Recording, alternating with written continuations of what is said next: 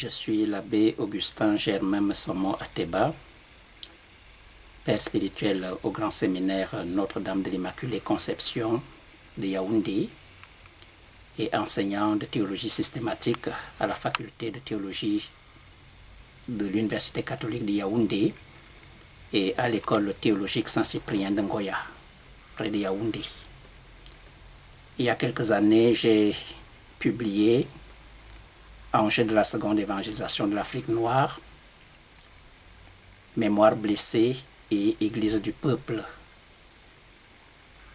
Ce livre est le résultat d'un travail de recherche en thèse de doctorat qui est en fait une réception africaine de la théologie politique de Jean-Baptiste Metz, un théologien allemand.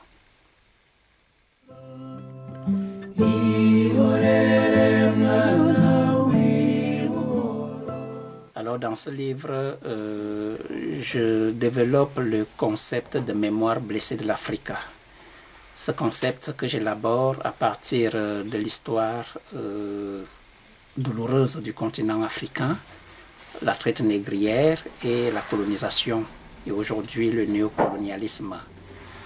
Il me semble que cette page douloureuse du continent africain reste un événement qui focalise l'attention de tous les Africains. Alors la question qui se pose, c'est quel rapport les Africains peuvent-ils établir ou doivent-ils établir avec ce passé douloureux? Et en lisant le théologien allemand Jean-Baptiste Metz, qui développe la théologie politique du sujet, je me suis rendu compte que le concept d'église du peuple qu'il développe par opposition à celui d'une église pour le peuple pouvait être porteur pour l'église d'Afrique, c'est-à-dire que l'annonce de l'évangile de Jésus-Christ en terre africaine parte du vécu concret des peuples africains, des problèmes existentiels qui sont les leurs, et qu'à partir de là, on essaye de développer un message d'espérance, cette espérance qu'annonce la bonne nouvelle de Jésus-Christ. Alors, à la question quelles sont les valeurs qui m'apportent, les valeurs qui m'apportent, c'est justement la valeur de l'annonce de l'espérance, qui est le premier devoir de l'Église en terre africaine.